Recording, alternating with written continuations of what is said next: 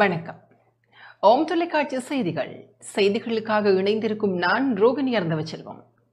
ஏகாதசி விரதம் தொடர்பாக குருபீடாதிபதி விளக்கம் அளித்துள்ளார். எதிர்வரும் செவ்வாய்க்கிழமை மகாவிஷ்ணுவை வேண்டி மாதந்தோறும் வழிபடும் ஏகாதசி விரதம் அனுஷ்டிக்கப்படுகிறது. எதிர்வரும் 25ஆம் தேதி செவ்வாய்க்கிழமை கிருஷ்ணபக்ஷ ஏகாதசி விரதம் விஷ்ணு ஆலயங்களில் மாதந்தோறும் நடைபெறும் ஏகாதசி விரதம் தொடர்பாக இந்து மத குருபீடாதிபதி சமரிமலை குரு முதல்வர் ஸ்ரீ ஐயப்பதாச சாம்பசிவ சிவாச்சாரியார் இவ்வாறு விளக்கம் அளித்தார். ஓம் தொலைக்காட்சி நேயர்கள் அனைவருக்கும் சர்வதேச இந்து மத குருபீடத்தின் இனிய வணக்கங்களும் நல்லாசிகளும். எதிர்வரும் செவ்வாய்க்கிழமை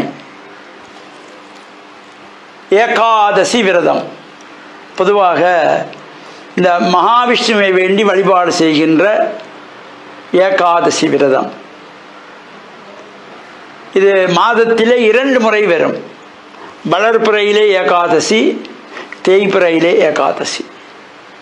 அவர் இந்த ஏகாதசியிலே விரதம் இருந்து விஷ்ணு ஆலயங்களிலே நடைபெறுகின்ற பூஜைகள் வழிபாடுகளில் கலந்து கொள்வதோடு, நமக்கு அருகிலே விஷ்ணு கோவில் இல்லை என்றால் ஏனைய ஆலயங்களிலே விஷ்ணுனுடைய சன்னிதானம் இருந்தால் அந்த மகாவிஷ்ணுவை வேண்டி வழிபாடுகள் செய்து பிரார்த்தனைகள் செய்கின்ற பொழுதிலும், இந்த விஷ்ணு ஆலயங்களிலே துளசி தீர்த்தம் கொடுக்கின்ற பொழுதிலும் அதனை பருகி நாம் பிரார்த்தனைகள் செய்து வழிபாடு செய்கின்ற பொழுது எல்லா விதமான சிறப்புகளும் கிடைக்கக்கூடியது.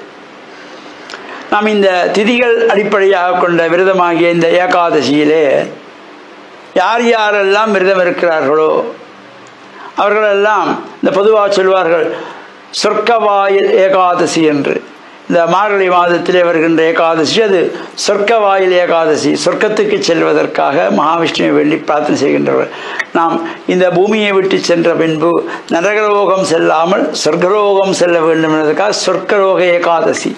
இந்த ஏகாதசியை வழிபாடு செய்கின்றவர்களுக்கு நல்ல அருளெல்லாம் கிடைத்து நாம் வாழ்வில் உயர்வுகள் பெற்று நாம் இந்த மண்ணிலிருந்து விண்ணுலகுக்கு செல்கின்ற பொழுது நல்ல ஒரு அனுகிரகம் நமக்கு கிடைக்கின்ற வகையிலும் இந்த ஏகாதசியிலே விரதனுஷ்டானத்தோடு வழிபாடு செய்து கொள்வார்கள். விஷ்ணு ஆலயங்கள் நடைபெறுகின்ற அபிஷேகங்கள், ஆராதனைகள், பூஜைகள், உற்சவங்களும் கலந்து இறையருளை பெற்று மண்ணில் நல்ல வண்ணம் வாழ டான் தமிழொலி ஓம் தொலைக்காட்சி நேயர்கள் அனைவருக்கும் சர்வதேச இந்து மத குருபீடத்தின் சார்பில் நல்ல ஆசிகளை கூறிக்கொள்வதில் மன மகிழ்வு கொள்கிறோம். வணக்கம். இத்துடன் ஓம் தொலைக்காட்சி செய்திகள் நிறைவு பெறுகின்றன. தொடர்ந்து ஓம் தொலைக்காட்சி நிகழ்ச்சிகளின் வாயிலாக இணைந்து கொள்ளுங்கள். வணக்கம்.